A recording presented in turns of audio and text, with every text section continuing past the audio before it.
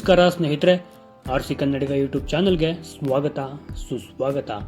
ಸ್ನೇಹಿತರೆ, ದೇವನಹಳ್ಳಿ ಕಥೆಗಳು ಸೀರೀಸ್ನಲ್ಲಿ ನಾನಿವತ್ತು ನಿಮ್ಮನ್ನು ಕರ್ಕೊಂಡು ಹೋಗ್ತಾ ಇರೋದು ದೇವನಹಳ್ಳಿ ಪಕ್ಕದಲ್ಲಿರುವಂತಹ ಪಾರಿವಾಳ ಗುಡ್ಡಕ್ಕೆ.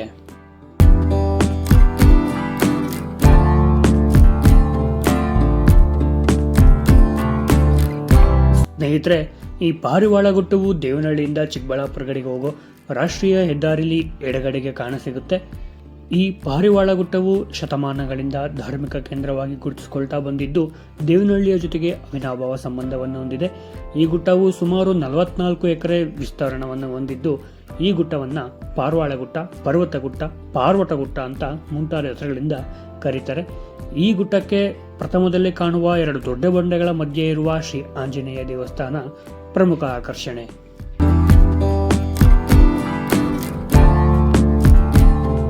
ಈ ಗುಡ್ಡವು ದೊಡ್ಡ ಬಂಡೆಗಳಿಂದ ಕೂಡಿದ್ದು ಇಲ್ಲಿ ಗಿಡ ಗಂಟೆಗಳಲ್ಲದೆ ಔಷಧೋಪಯುಕ್ತವಾದ ಗುಲಗಂಜಿ, ಬೆಟ್ಟದ ನೆಲ್ಲಿಕಾಯಿ ಹಾಗೂ ಇತರ ಔಷಧಿ ಸಸ್ಯಗಳು ಸಹ ಇಲ್ಲಿ ಬೆಳೆದಿವೆ.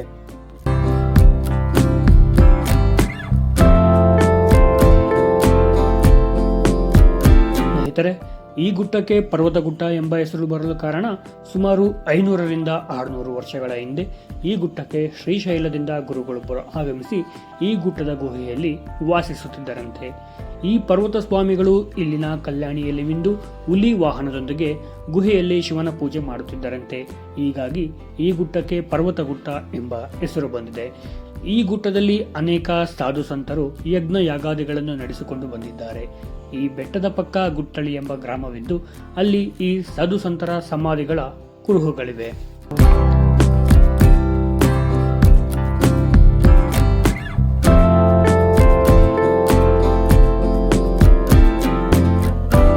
ಇಲ್ಲಿ ಪ್ರತಿ ವರ್ಷ ಕಾರ್ತಿಕ ಮಾಸದ ಕಡೆಯ ಸೋಮವಾರ ಆಂಜನೇಯ ಸ್ವಾಮಿಗೆ ವಿಶೇಷ ಪೂಜೆ ಮತ್ತು ಕಡಲೆಕಾಯಿ ಪರಿಷೆ ನಡೆಯುತ್ತದೆ. ಈ ಪರಿಷೆಗೆ ಸುತ್ತಮುತ್ತಲಿನ ಗ್ರಾಮಗಳಿಂದ ಸಾವಿರಾರು ಭಕ್ತಾದಿಗಳು ಆಗಮಿಸಿ ದೇವರ ದರ್ಶನ ಪಡೆಯುತ್ತಾರೆ. ಈ ಆಂಜನೇಯ ಸ್ವಾಮಿಯ ದೇವಾಲಯದ ಶಿಲೆಯು ದಕ್ಷಿಣಕ್ಕೆ ಕಪ್ಪೆಯಾಕಾರವಾಗಿ, ಪೂರ್ವಕ್ಕೆ ನಂದಿ ಆಕಾರವಾಗಿ ಹಾಗೂ ಮನುಷ್ಯನ ರೂಪಗಳಲ್ಲಿ ಭಾಸವಾಗುತ್ತದೆ.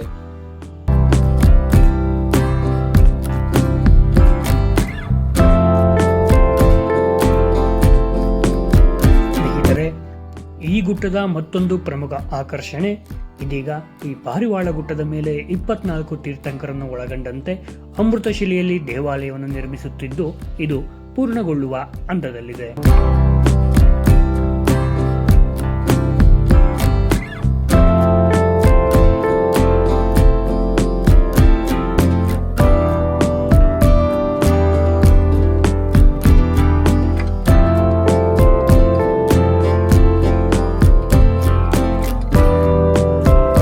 ಜೈನ ದೇವಾಲಯದ ಕಲೆ, ವಾಸ್ತುಶಿಲ್ಪ, ವಿನ್ಯಾಸ, ಕೆತ್ತನೆ, ಕುಸುರಿ ಕೆಲಸಗಳು ನೋಡುಗರನ್ನ ಕಣ್ಮನ ಸೆಳೆಯೋದಲ್ಲದೆ ವಿಸ್ಮಯಗೊಳಿಸುತ್ತದೆ. ಸ್ನೇಹಿತರೆ, ತಪ್ಪದೇ ವಿಡಿಯೋನ ಕೊನೆವರೆಗೂ ನೋಡಿ ನಂತರ ನಿಮ್ಮ ಅಭಿಪ್ರಾಯವನ್ನ ತಿಳಿಸಿ.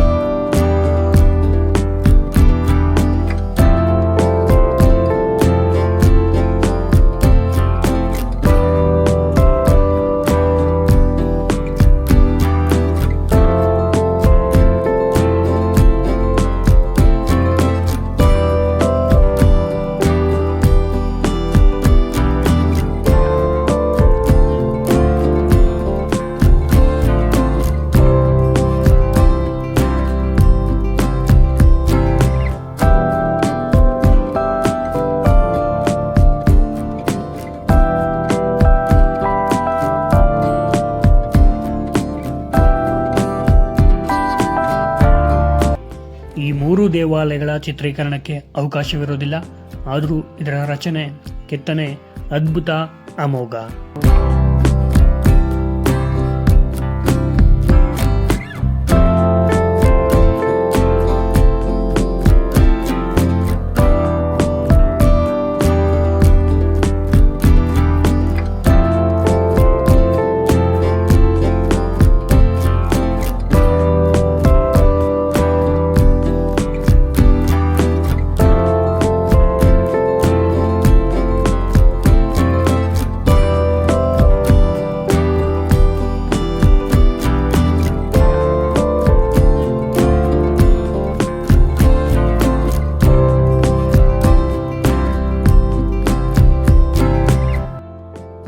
ಇದು ವಾಯುವಿಹಾರಿಗಳಿಗೆ ಅಚ್ಚುಮೆಚ್ಚಿನ ತಾಣ, ದೇವಾಲಯ ಮಂಟಪಗಳ ಪ್ರಿಯರಿಗೆ ನೆಚ್ಚಿನ ವಿಳಾಸ.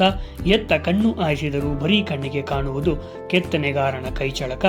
ಈ ಶಿಲ್ಪಕಲೆಯನ್ನು ವರ್ಣಿಸಲು ಪದಗಳು ಸಾಲದು, ನೋಡಲು ಕಣ್ಣುಗಳು ಸಾಲದು.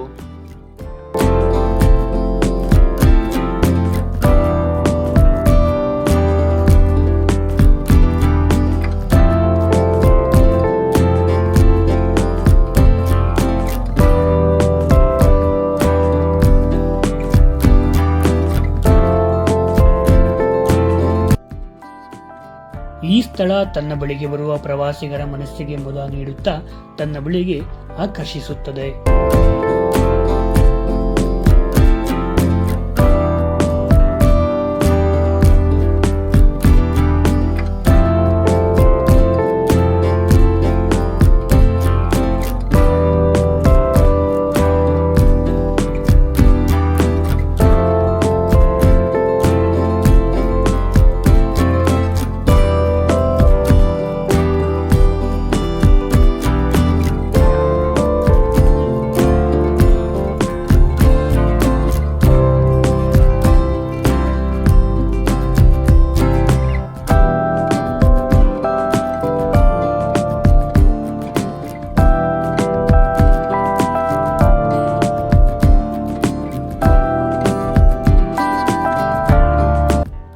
ನಾವು ಇಲ್ಲಿರುವ ಆಕೃತಿ ಕಲಾಕೃತಿಗಳನ್ನು ನೋಡಿ ಹಬ್ಬಬ್ಬ ಅಂತ ಬೆರಗಾದಾಗ ಇದರಿಂದ ಇರೋ ಈ ಶಿಲ್ಪಿಗಳ ತಾಳ್ಮೆ, ಪರಿಶ್ರಮ ಮತ್ತು ಕೈಚಳಕನ ಒಮ್ಮೆ ನೆನಪು ಮಾಡಿಕೊಳ್ಬೇಕು.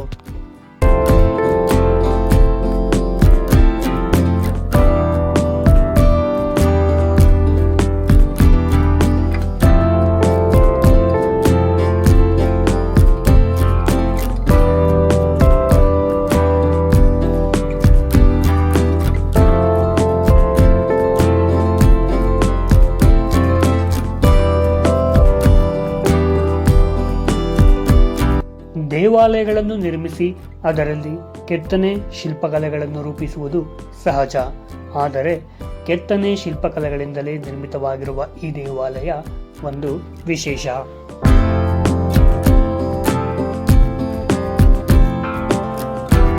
ತನ್ನ ನಿರ್ಮಾಣದಿಂದಲೇ ವಿಜೃಂಭಿಸುತ್ತಿರುವ, ಸ್ವರ್ಗದಂತೆ ಕಂಗೊಳಿಸುತ್ತಿರುವ ಈ ದೇವಾಲಯ ಎತ್ತ ಕಣ್ಣು ಹಾಯಿಸಿದರೂ ವಿಧ ವಿಧವಾದ ವಿಭಿನ್ನ ಗಾತ್ರದ ಆಕೃತಿ ಕಲಾಕೃತಿಗಳು, ಶಿಲ್ಪಕಲೆಗಳು, ವಿಗ್ರಹಗಳು, ಕಂಬಗಳು, ಮಂಟಪಗಳು, ನೆಲಹಾಸಿಗೆ, ಚಾವಣಿಗಳು, ದ್ವಾರಗಳು, ಗೋಪುರಗಳು, ದೇವಾಲಯದ ಗೋಡೆಗಳು ಎಲ್ಲವೂ ಸಹ ಕೆತ್ತನೆಯಿಂದಲೇ ನಿರ್ಮಿಸಿರುವ ಈ ದೇವಾಲಯ ನೋಡಲು ವಿಸ್ಮಯ, ರೋಮಾಂಚನ. ನಮಗೆ ಒಂದು ಹೊಸ ಲೋಕವೇ ಪರಿಚಯವಾಗುತ್ತದೆ.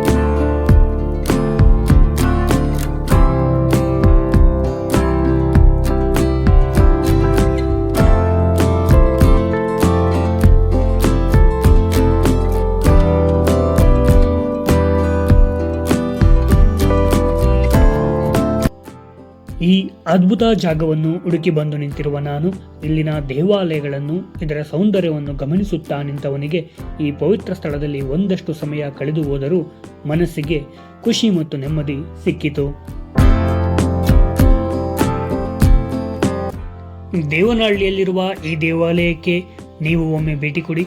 ಈ ದೇವಾಲಯಗಳ ಸೌಂದರ್ಯವನ್ನು ಸವಿಯಿರಿ. ಆದರೆ ಮೋಜಿ ಮಸ್ತಿ ಮಾಡುವ ಜಾಗವಲ್ಲ. ಧರ್ಮ ನೆಲದ ದೇವಾಲಯಗಳು, ಪುರಾತನ ಐತಿಹಾಸಿಕ ಸ್ಥಳಗಳು, ಪ್ರಕೃತಿಯನ್ನು ಸ್ವಚ್ಛವಾಗಿರುವಂತೆ ನೋಡಿಕೊಳ್ಳುವುದು ನಮ್ಮೆಲ್ಲರ ಕರ್ತವ್ಯ. ಕೊನೆಯದಾಗಿ ವಿಡಿಯೋ ಇಷ್ಟ ಆದರೆ ಲೈಕ್ ಮಾಡಿ, ಶೇರ್ ಮಾಡಿ, ನಮ್ಮ ಆರ್ಸಿ ಕನ್ನಡಿಗ ಯೂಟ್ಯೂಬ್ ಚಾನಲನ್ನು ಸಬ್ಸ್ಕ್ರೈಬ್ ಮಾಡಿ ಮತ್ತು ಸಪೋರ್ಟ್ ಮಾಡಿ. ಮುಂದಿನ ವಿಡಿಯೋಗಳಲ್ಲಿ ಸಿಗ್ತೀನಿ. ಧನ್ಯವಾದಗಳು.